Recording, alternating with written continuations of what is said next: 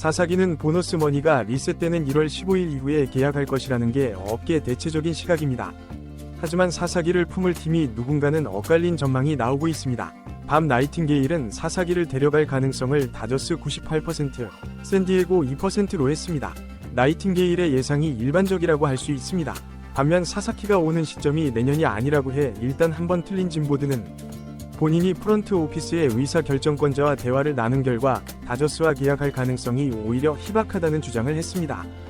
보든의 주장은 다음과 같습니다. 2년을 기다리지 않음으로써 3년간 최저연봉을 받고 6년을 뛰어야 FA 되는 사사기는 이를 만회할 수입이 필요하다. 사사키가 연봉을 벌충하는 방법은 광고 수입밖에 없는데 그렇다면 다저스는 이상적인 착륙 지점이 아니다. 지금까지 저는 사사키가 광고 수입을 극대화하려면 오타니 야마모토와 함께 뛰는 게 유리하다고 생각했고 그런 분석이 나온 걸 본 적도 있습니다. 하지만 보드는 사사키가 다저스에 입단하면 광고 수입이 오히려 줄 거라고 합니다. 결국 광고 수입의 거의 전부라 할 수 있는 일본 기업의 스폰서십이 전부 오타니에게 쏠리고 있기 때문입니다. 보드에 따르면 올해 야마모토의 광고 수입은 놀랍게도 적었다고 합니다. 다저스 선수와 계약할 거면 오타니와 계약하지 야마모토와 계약하지 않을 것이기 때문입니다. 실제로 전일본 공수는 LA 직항 노선을 광고하기 위해 다저스와 단독 계약을 맺으면서 개별 계약은 오타니만 맺었습니다. 오타니의 강력한 상품성에 힘입어 야마모토도 이런 일은 일어나지 않았던 겁니다. 야마모토가 이럴 정도라면 사사기는 더 어려울 수 있습니다. 하지만 보드의 주장은 반대가 될 수도 있어 보입니다. 2년만 기다리면 1억 달러 이상이 가능했던 사사키가 그 돈을 포기하고 오는 건 새로운 팀을 결정하는 요인이 돈이 아닐 수도 있기 때문입니다. 지난 겨울 사사기는 포스팅 시점을 앞당기기 위해 연봉 동결을 받아들이기도 했습니다. 보든의 또 다른 근거는 다저스의 경우 30명 정도의 일본 취재진이 오타니를 밀착 취재하기 때문에 젊고 성장하는 투수에게는 좋은 환경이 아닐 수 있다는 겁니다. 보드가 제시한 세 번째 근거는 제가 지난 영상에서 말씀드렸던 다르비슈의 존재입니다. 올해 사사기의 슬라이더가 크게 좋아진 건 WBC 때 받았던 다르비슈의 지도가 결정적이었습니다. WBC 당시 야마모토를 포함해 오타니를 제외한 모든 일본 투수들에게 피칭 강의를 했을 정도로 일본의 젊은 투수들에게 다르비슈의 존재감은 엄청납니다. 보든의 흥미로운 주장은 다저스에 입단하면 오타니와 야마모토는 사사기의 경쟁자가 되지만 은퇴를 향해 가고 있는 다르비슈가 멘토로서 성장을 돕다가 사사기의 자리를 물려주는 그림이 가능하다는 겁니다. 저는 사사키의 선택에는 두 가지가 크게 작용할 것으로 생각됩니다. 오타니는 리포트 시절 메이저리그에 직행했다면 어느 팀에 입단했을 거냐는 질문에 다저스였을 것이다 라고 답한 바 있습니다. 야마모토는 어렸을 때부터 다저스를 좋아했던 것으로 알려지고 있습니다. 반면 사사키는 다저스에 대한 호감도가 어떤지는 알려지지 않고 있습니다. 오히려 좋아하는 메이저리그 팀이라면 우상인 다나카가 있었던 양키스일 수 있습니다. 그보다 더 중요한 건 오타니가 자신이 성장할 팀으로 에인절스를 골랐던 것처럼 사사기 역시 자신이 성장하기에 최적의 환경을 고를 가능성이 높다는 겁니다. 다저스는 투수의 성장에 있어 뛰어난 프로그램을 가지고 있지만 사사기를 반드시 성공시켜야 하는 간절함은 샌디에이고보다 떨어질 수 있습니다. 다저스에서 사사기의 입지는 오타니와 야마모토를 넘을 수 없고 투수진의 2인자 정도로 여겨질 수 있는 반면 투수 자원이 풍족하지 않은 샌디에이고는 에이스를 만들기 위해 팀의 모든 자원을 동원할 가능성이 높습니다. 보드는 샌디에이고 외에도 매치, 애틀란타, 템파베이의 계약 가능성이 다저스보다 높으며 사사키가 그 외의 다른 팀으로 가도 이상할 게 없다고 했습니다.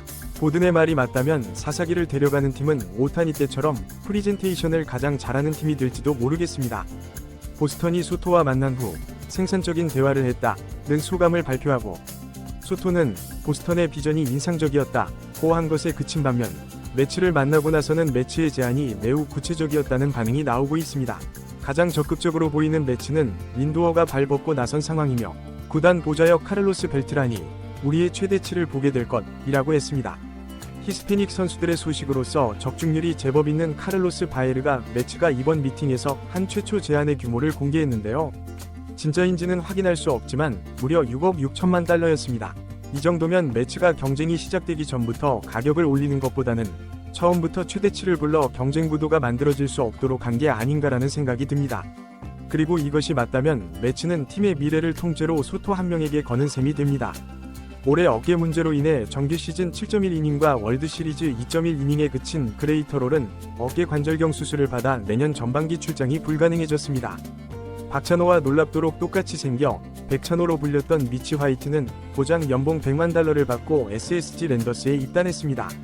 어머니가 한국에서 태어났으며 이모가 ABC 뉴스의 앵커로 유명했던 미치 화이트는 한때 로버츠 감독으로부터 제2위 스트리플링을 기대받았던 투수입니다. 하지만 토론토에서 류현진의 부상 공백을 성공적으로 메운 후 샌프란시스코와 2년 2.500만 달러에 계약한 스트리플링과는 달리 토론토에서도 부진했고 올해는 토론토, 샌프란시스코, 밀워키 세 팀에서 13경기 7.23 에라에 그쳤습니다. 화이트는 다저스에서는 3.58 에라인 반면 나머지 팀들에서는 7.49 에라 정도로 향수병에 시달렸습니다. 부진했던 올해도 평균 94마일 포심은 경쟁력이 있었기 때문에 무너진 변화구 라인을 복구해야 합니다. 콜 어빈도 두산에 입단했습니다. 류현진 스타일의 좌완으로 오클랜드에서 준수한 활약을 했지만 지난해 볼티모어로 트레이드되고 크게 부진했던 어빈은 지난 9월 볼티모어에서 방출됐습니다. 웨이드 마일리처럼 커터가 중요한 어빈은 지난해 장착한 커터가 올해 심각하게 흔들렸습니다. 좌완 선발로는 준수한 92마일을 던지기 때문에 커터가 살아난다면 좋은 활약을 기대할 수 있습니다. 어빈도 100만 달러를 보장받았습니다. 일본은 프리미어 12-4연승을 통해 국제대회 경기 22연승을 이어갔습니다. 일본은 한국에게 패했던 항저우 아시안게임에서는 전원을 실업 선수들로 구성하고 에이스도 불참한 바 있습니다. 일본은 타선에서도 양리그 홈런왕인 무라카미, 야마카와, 소프트뱅크 이적 후 WRC 플러스가 지난해 193, 올해 197인 곤도, 겐스케, 요미우리의 오카모토, 요시다, 니시오카, 마루야마, 스즈키 등 불참 선수가 상당히 많았지만 사사키, 로키, 이토, 이마나가, 미야기, 히로카와 등 투수 불참도 많았습니다. 그럼에도 이번 대회에서 투수들이 엄청난 활약을 하고 있습니다. 일본 야구가 놀라운 건 일본 선수들이 갈수록 선발을 독점하면서 외국인 선수들은 불펜으로 밀려나고 있다는 겁니다. 올해 규정 이닝 25명 중 외국인 선수는 리반트, 모이네로, 안드레스 잭슨 2명뿐으로 에라 상위 20명 중 외국인 선수는 모이네로가 유일합니다. 반면 KBO 리그는 규정 이닝 20명 중 11명이 외국인 선수고 에라 상위 10명 중 8명이 외국인 선수입니다. 일본 투수들의 혹사는 옛날 옛적 이야기로 일본은 철저한 6인 로테이션과 함께 불펜 소모도 없다 보니 투수들이 9위를 최대치로 끌어올리는 것이 가능한 상황입니다. 선발은 한 번 등판하면 많이 던지지만 휴식기를 길게 주면 오히려 안전하다는 것이 MLB와 MPB 투수들의 부상 빈도로도 알 수 있습니다. 선발 야구가 되다 보니 불펜 소모도 없습니다. KBO는 21명이 60이닝을 넘긴 반면 일본은 단 2명이었습니다. 오늘 소식은 여기까지입니다.